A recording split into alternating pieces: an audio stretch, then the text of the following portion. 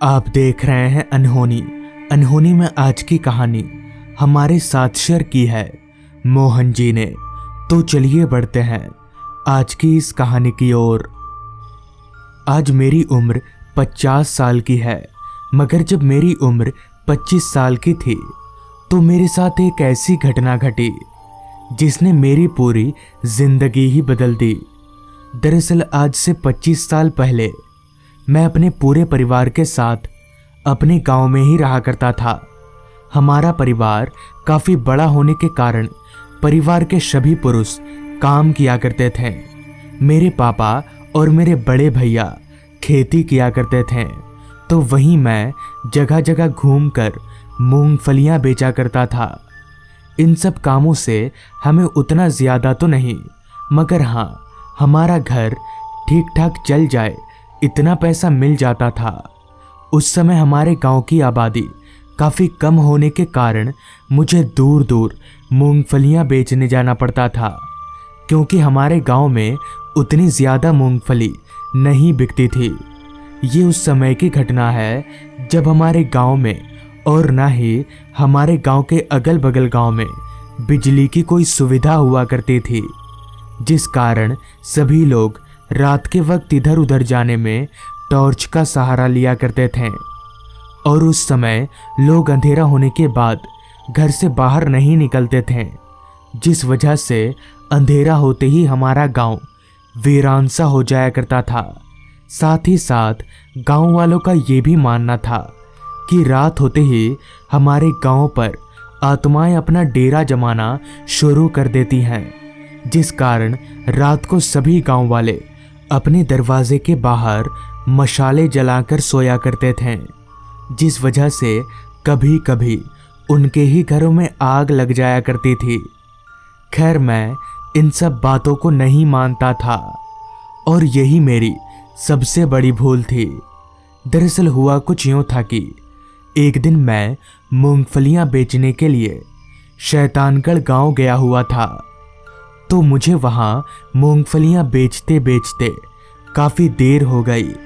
मैंने जब अपनी घड़ी में वक्त देखा तो वक्त हो रहा था रात के 9 बजे का।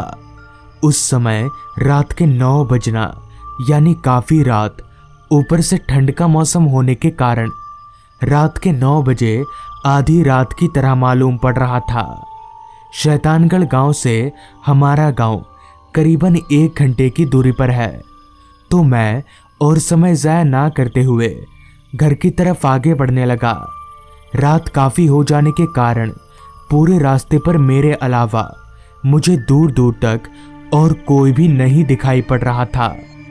और ऐसा हो भी क्यों ना, इतनी रात गए इतनी ठंड में कौन अपने घर से बाहर निकलेगा। भला तो हो इस बात का कि मैं हर वक्त अपने साथ एक टॉर्च रखता हूँ, तो मैंने अपने थैले से टॉर्च निकालकर जलाया। मेरे टॉर्च जलाते ही मेरी टॉर्च की रोशनी को घने काले अंधेरे ने चारों तरफ से घेर लिया। रास्ते के किनारे लंबे लंबे पेड़ होने के कारण चांद की हल्की रोशनी भी उस रास्ते पर नहीं आ पा रही थी। काफ़ी ठंड का मौसम होने के कारण चारों तरफ इतना कोहरा फैला हुआ था कि मुझे थोड़ा बहुत जो दिख रहा था वो भी कोहरे के आगे धुंधला धुंधला। बीच बीच में आ रही रात कीड़ों की आवाज़ें इस रास्ते को और भी ज़्यादा सुनसान बना रही थी। रास्ता इतना वीरान था कि मानो ये रास्ता इस दुनिया में ही ना हो। खैर, अभी मैं घने अंधेरे और कोहरे को चीरता हुआ आगे बढ़ ही रहा था कि तभी मुझे ऐसा महसूस हुआ कि कोई मेरे पीछे पीछे दौड़ रहा है, मगर इतनी रात गए कौन होगा। ये सोचकर जब मैं पीछे मुड़ा तो मैं एकदम से हैरान हो गया, क्योंकि मेरे पीछे पीछे अब एक बच्चा दौड़ रहा था। लेकिन मैं समझ नहीं पा रहा था कि ये बच्चा मेरे पीछे पीछे दौड़ क्यों रहा है। तो मैंने उस बच्चे से कहा, क्या बात है बेटा, तुम दौड़ क्यों रहे हो? मगर मेरे ये पूछने पर भी उस बच्चे ने कोई जवाब नहीं दिया, जिसके बाद मैंने भी और कुछ ना बोलकर वापस से आगे बढ़ने लगा, मगर मेरे जहन में बार बार एक ही सवाल दस्तक दिए जा रही थी कि ये बच्चा है कौन। अभी मैं उस सवाल के साथ आगे बढ़ ही रहा था कि तभी उस बच्चे के दौड़ने की आवाज़ एकदम से बंद हो गई। तो मैंने जब एक बार फिर पीछे मुड़कर देखा तो वो बच्चा पीछे था ही नहीं। ये देखकर अब मैं और भी ज्यादा हैरान हो गया। खैर मैं डरता तो था नहीं। इस पर मैंने अपने मन को समझाते हुए कहा, लगता है वो बच्चा कहीं भाग गया होगा। इतना बोलकर मैं जैसे ही आगे बढ़ने के लिए आगे बढ़ा तो आगे का नज़ारा देखकर मैं समझ गया कि ज़रूर दाल में कुछ काला है, मगर मुझे कहाँ पता था कि यहाँ तो पूरी दाल ही काली है। दरअसल आगे मुड़ते ही मैंने देखा कि वो बच्चा अब मेरे आगे आगे दौड़ रहा है। लेकिन ये कैसे हो सकता है? अभी तो वो बच्चा मेरे पीछे था। साथ ही साथ मैंने एक और बात पर गौर किया कि उस बच्चे का कद भी थोड़ा बढ़ गया है।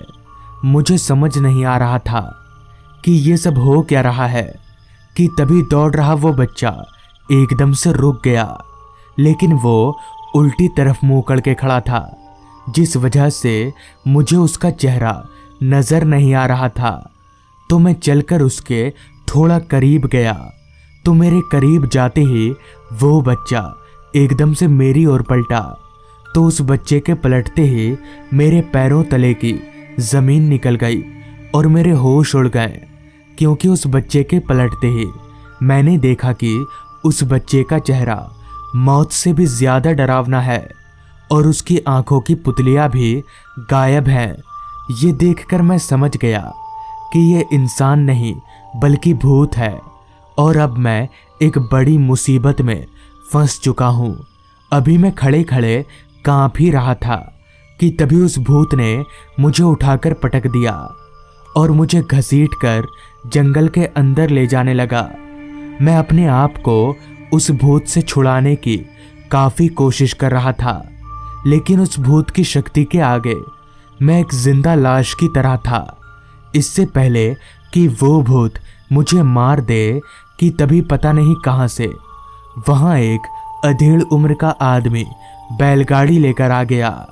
तो उस आदमी के आते ही वो भूत एकदम से गायब हो गया, जिस पर उस बैलगाड़ी वाले आदमी ने कहा, भाई साहब जल्दी बैठिए गाड़ी पर।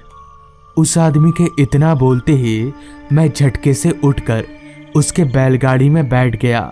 तो मेरे बैठते ही उस बैलगाड़ी वाले ने बैलगाड़ी भगाना शुरू कर दिया। वो आदमी काफी तेज बैलगाड़ी भगा रहा था और मैं चुपचाप डर के मारे उसकी बैलगाड़ी के पीछे दुबक कर बैठा हुआ था। कुछ दूर आगे जाते ही उस बैलगाड़ी वाले ने रास्ता बदल लिया। तो इस पर मैंने उस बैलगाड़ी वाले से कहा, अरे आप इधर क्यों जा रहे हैं?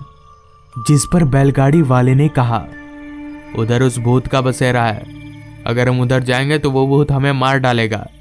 खैर जो भी हो, मुझे तो बस जिंदा घर जाने से मतलब है, और अगर ये बैलगाड़ी वाला नहीं आता तो मैं जिंदा नहीं बचता।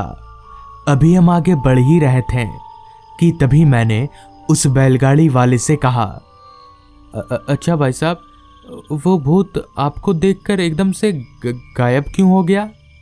मेरे ये पूछने पर उस आदमी ने जवाब दिया, आप उसी से पूछ लीजिए, आपके पीछे तो बैठा है। उस आदमी के मुंह से ये सुनकर मैं जब पीछे मुड़ा तो मेरा पूरा शरीर फिर से कांपने लगा, क्योंकि ठीक मेरे पीछे वही भूत बैठा हुआ था।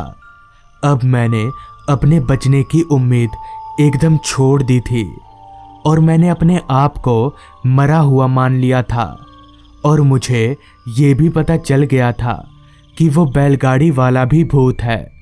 डर और घबराहट मुझ पर इस कदर हावी हो गया था कि मैं वहीं पर बेहोश हो गया। अगली सुबह जब मेरी आंख खुली तो मैं उसी रास्ते पर सड़क के किनारे बेहोश पड़ा था। उस रात शायद मेरी किस्मत ही अच्छी थी जो मैं बच गया। तो दोस्तों, ये थी आज की कहानी। अगर आपको ये कहानी अच्छी लगी हो तो चैनल को ज़रूर सब्सक्राइब कर लें। तो मैं आपका दोस्त आर्यन जल्द ही मिलूँगा आपसे ऐसी ही एक कहानी के साथ।